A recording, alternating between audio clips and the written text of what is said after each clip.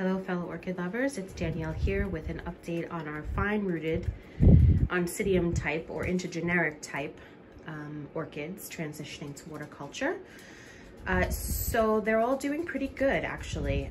Kind of surprised with a few of them how well they are doing. Our tropic lily, the smaller piece, her spike has opened completely. She's the one with the three blooms. It's kind of pointed in the wrong direction, but you can see how beautiful they are. Okay, buddy, it's okay. My dogs are hanging out with me in here. The larger piece is also doing okay. Her bloom spike is more extensive and it's taking a little bit more time to open. You know, it's going kind of slow. And I think one of the reasons why is because she doesn't have a really good root system. Most of the roots are not that viable. If any of them are viable. So I'm sure she's having trouble getting the nutrients that she needs. You know, but that will come in time. She'll get a better root system. So it is opening, but it's slow. But that's okay. You know, she can take all the time that she wants.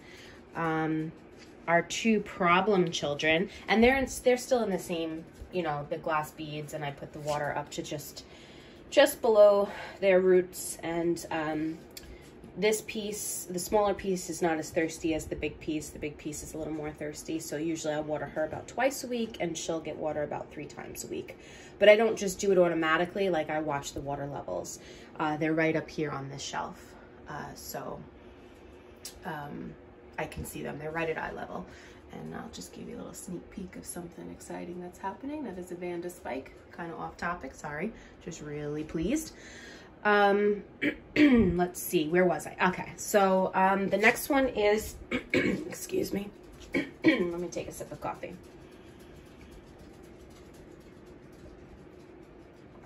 Pardon me, I'm sorry.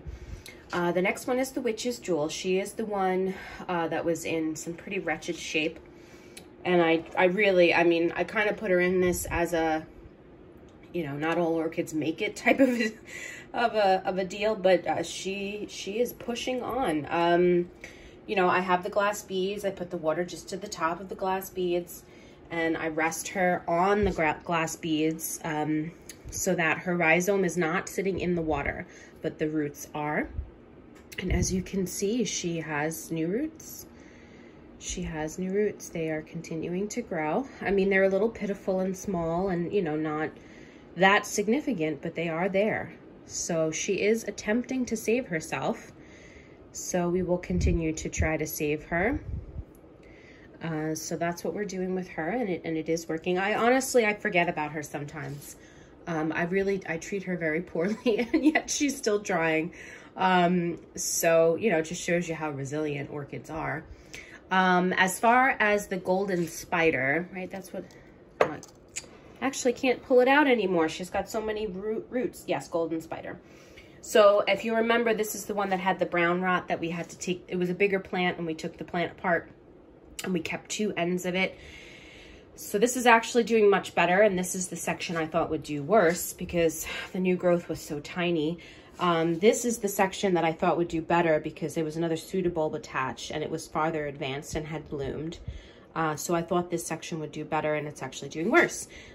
So if you'll remember, the way that I'm hydrating this is I have it off to the side where I can kind of just prop it in the glass thusly. And the roots will touch the water, but the base of the plant stays out because you know, the brown rot is a rhizome thing. So I don't want the rhizome to get the brown rot. She did develop a new root for me, which I promptly broke off actually on camera last time I gave you an update. So that was exciting for me. She does have some eyes that seem like perhaps they might start developing. So I haven't given up on her yet. Last week I was fully prepared to just chuck her.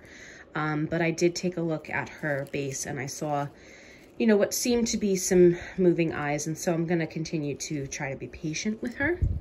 But if those eyes don't start moving, you know, sometime soon or whatever, then she's probably gonna go, because the other piece is doing really well. And so I feel that we have managed to save the plant. Not all of the plant, obviously, but some of the plant. So as you can see, this new growth is continuing to grow nice and healthy. No signs of accordion leaves, which is a sign of dehydration. None of that. She's getting hydrated really good. Lots and lots of new roots. Very happy about that. So much so that I cannot get the tag out anymore. So, you know, and they're down into the water, as you can see. So they're doing really good. She's doing really good. So I think that we can say we have successfully saved this plant, you know, barring any accidents like me dropping it or breaking off all the new roots, which I'm not incapable of doing. I think she has been rescued at this point. She's very set back. We probably won't see blooms on her for a couple of years, but she's alive, so that's good. So if you watched the whole series, I'm going to tag this on the end of the series. Consistently, all the plants are doing really well. They're all transferring at different rates, dependent on what kind of condition they were in when I got them and how they are adjusting to you know, being grown in water culture. But consistently, we haven't lost any, and it's been several weeks now. So, you know, if you have any questions about the process, if you're running into issues, certainly let me know. I will try to be better about updating more frequently and keeping in touch with you. Life is very complicated right now, but I will do my best with that. So I hope you guys are all doing really well, and I will talk to you all next time.